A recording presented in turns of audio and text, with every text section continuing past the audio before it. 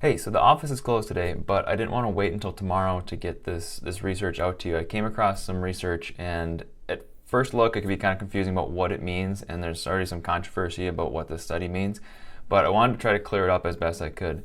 What I'm looking at here is an article, and several different media outlets have covered it. I'm looking at the one that the Nature publication has covered, but it's regarding this study done less than a month ago out of Santa Clara, California, looking at an antibody test for the COVID antibodies that suggested that there may be a 50 to 85 fold, 50 to 85 times more people have had coronavirus than we originally thought. So that would mean a couple things to begin with. First off, we know that there are, regardless of what this study shows, we know that a lot of people have had coronavirus, have overcome it, and either have not been tested or just never knew because they were symptom-free. That's the way we want it to happen. So we know that there are more cases of coronavirus than we know of or than we originally thought, because the testing has not, or even the predictions have not been high enough for how many people have actually had it.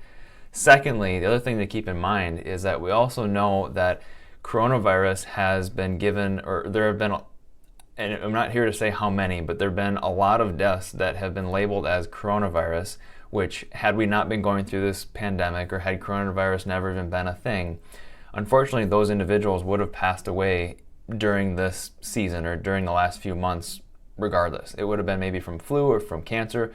There's a lot of things that coronavirus has been the straw that broke the camel's back in that situation.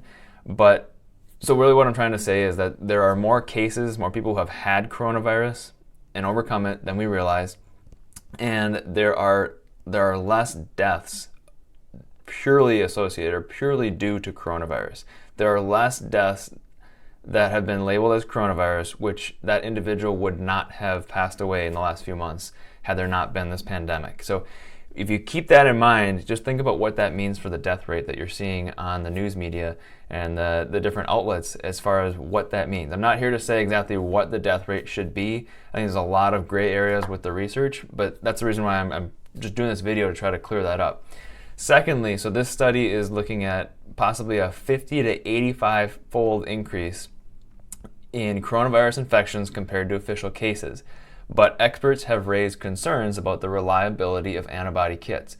So they're raising some concerns of whether or not these tests or these studies that have been done are accurately portraying and maybe possibly giving some false positives.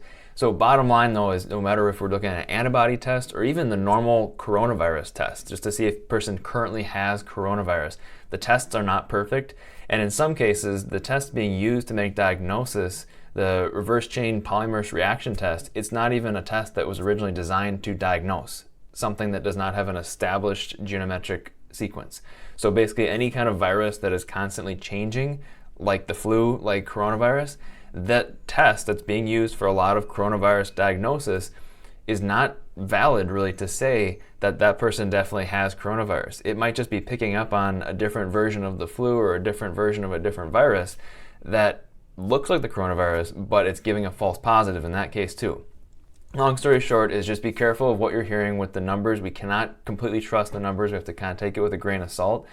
But there are a couple of things we can glean from it, and as far as principles of, we can be assured that there are more people have had coronavirus than we realize. We know that. And like I said before, there have been less pure coronavirus deaths than what we're being shown. There are a lot of individuals that unfortunately would have passed away during this season, even if there was not coronavirus. So we have to kind of keep that in mind.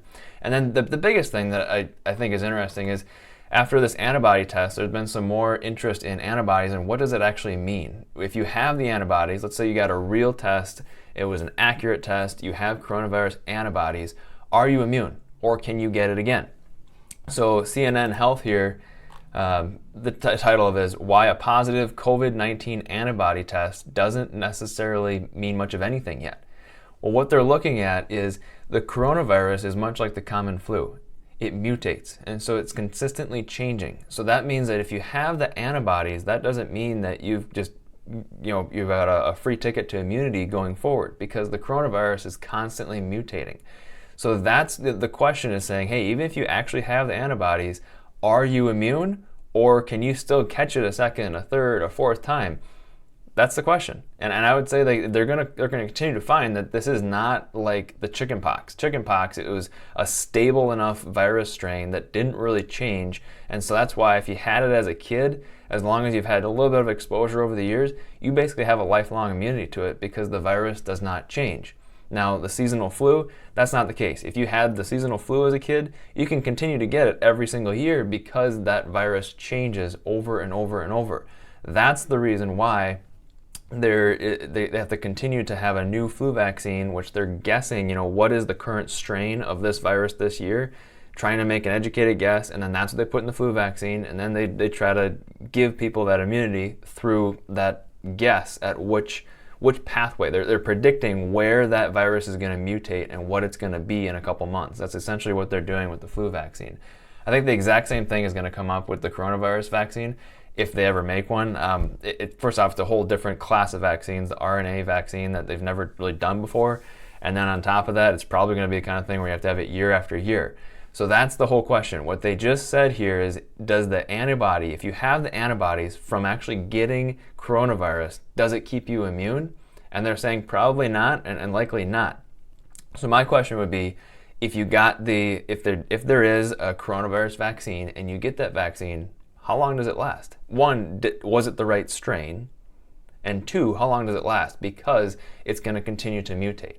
So then does that mean that you need to have the coronavirus vaccine over and over and over again and deal with the potential side effects of that and just the other problems that come with taking the shortcut of trying to get a vaccine?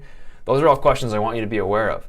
So long story short here is, this thing is a nasty virus and it's going to continue to mutate. So the solution to it is use the God-given immune system that you have, but use it effectively. And the only way your body is going to be able to have an effective immune response is if your immune system is working correctly.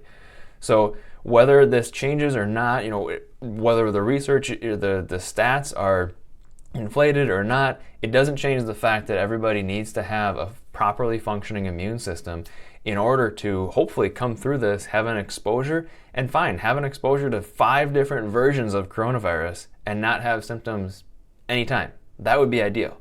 If your immune system is dialed in enough that you can potentially not have a fever ever, or maybe even just spike a fever in the middle of the night and you never even knew it. I know I've had that happen to me, or sometimes I didn't even know it, or I wake up kind of in like a cold sweat, like you just broke a fever, and it was in the middle of the night, and felt fine going to bed, felt fine waking up the next morning. That is an effective, fast immune response that we want to have for all of us. So if we're going to have that, we just got to have the brain talking to the body, not only the immune system, but every part of it. If you're stressed and your stomach isn't absorbing things like it should be, or your intestines aren't absorbing things like they should be, then you can quickly become deficient in something that your immune system needs in order to fight coronavirus. So it's a cycle. Everything has to be working together like a team.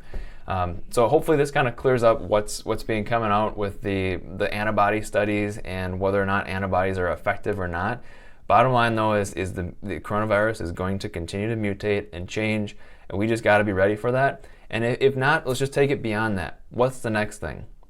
Is it a SARS virus, or is it a antibiotic resistant bacteria? There's going to be something different, and whether it's 2 years from now, 5 years, 10 years, there will continue to be different things in our environment, or maybe it's something non-viral related. Maybe it's a fungus, maybe it's a 5G effects, or a lot of different things in our environment that we can't control, but we can control our internal environment and have the best resistance that we can. That's essentially what the definition of adapting and a definition of having a long and fruitful life is, that you adapt and you can resist the external stresses. Your internal defense mechanisms are stronger than the external stresses of life, and that means you keep going forward and you keep having a healthy, happy life. So I hope this was helpful. I'll post the links to those couple articles I mentioned below, so go ahead and click on those. Follow our Facebook page if you want more information, and hope to see you soon. Have a blessed day.